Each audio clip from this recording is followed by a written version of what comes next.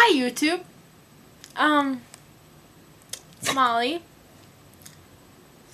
Gonna try and work around this psychotic dog. You're watching Freedom Fighters. Tuesday recovery, Tuesday video. I'm Bia. Oh, why are you snorting? Anyways, on with today's topic. Hope you all are having a fabulous Tuesday or whatever day it is you are watching this. And I really don't understand what she's doing, but I can't do anything because she has to stay in my room. Okay, today's topic is making sense of binge eating disorders. This whole week's gonna be about compulsive overeating and binge eating disorder. And so yeah, making sense of BED, dieting disorder, and food addiction. I'm gonna cover food addiction, changes in emotional states, the feelings you might feel, and kind of like provoking the cravings, because that's what it does. Okay, so I'm sorry, this is unfortunate, but this is how it has to be for right now. I don't know what's out that window, but she must want it. I got an idea. Here we go.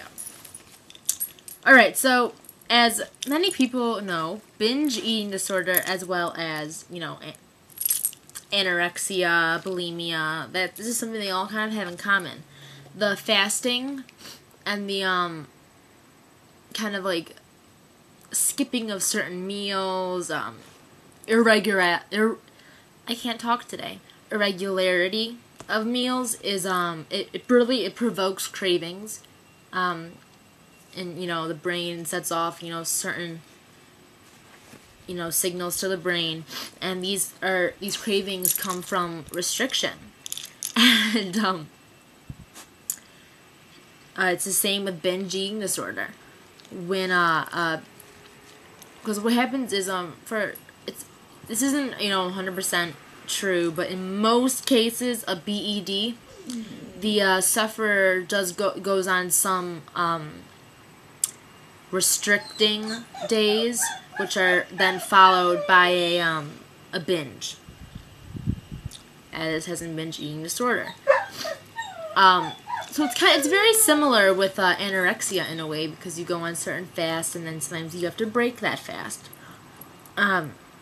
Also, another important component of binge eating disorder is that food addiction, which it has in common with bulimia in a way.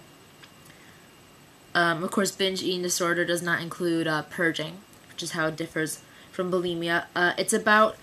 Food addiction is about, with any other drug addiction or something, it's just one more time. Just one more time, and then I'll be done. Obviously, this is never the case. I remember the first time I've never been, actually I did have compulsive eating disorder when I was a little younger, but this is from my experience of bulimia. I'm going to try and tie this in. I remember the first time I ever purged, summer 2006. I remember looking right in the mirror that day, right after I purged, just got up from the toilet, or from leaning over the toilet, and looked myself in the eyes, and I said, alright, I'll be able to control this. I'll just do it when I have to. Obviously, didn't work into that, because it spiraled into full-blown anorexia with purging subtype, and that can often lead to BED. So right, like, on these binges, one, wants to just keep eating. It's an addiction, and I'm going to get into what that feeding is emotionally. And you say, okay, just one more day. Maybe you're saying to yourself, I already screwed up today, so why not just go all out, and then tomorrow I'll worry about it. Tomorrow I'll not binge.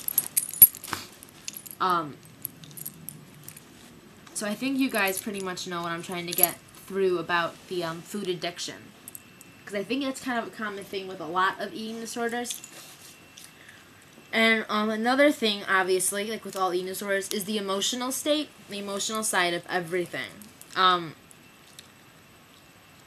That emotional state of binge eating disorder kind of has anorexia and bulimia all wrapped up in one, you could say. You could argue against that, of course. There's Molly. A lot of emotional states that I wrote down off the top of my head were, let's see what I got. I got guilt, shame, fear, loss, abandonment, and trauma. Those were the ones that first kind of came up in my head when I thought of binge eating disorder. And I think that those are also just happen to be the ones that were in the topic description given to me before I did this topic. A+ for me. Obviously, these all wrapped in one add to hating your body, whether it's rational or not, and it's never rational, really. So, the binge eating disorder, when you're feeding that craving, and you're giving into that addiction of food, saying, "Oh, I just won't eat this tomorrow" or something. You're also feeding into those feelings of guilt, shame, fear, loss, abandonment, trauma. Embarrassment was another one I forgot to mention, actually. It feeds into it, and you're eating away your shame, your guilt, your fear of maybe what's to come tomorrow. And that all leads into you hating your body. Because obviously the guilt is going to make you hate your body. You're going to feel guilty from eating too.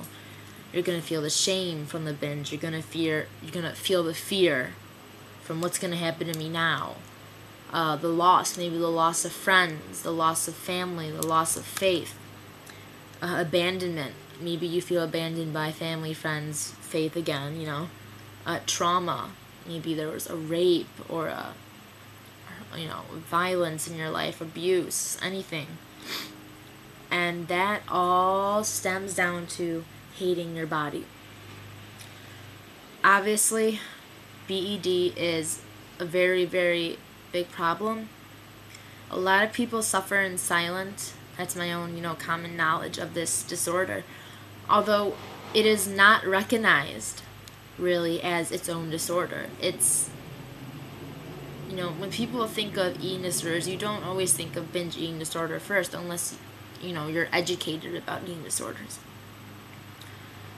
Obviously, that needs to change because, like I said, many people are suffering in silence from binge eating disorder, and there is treatment for it, just like there is treatment for anorexia. There is treatment for bulimia.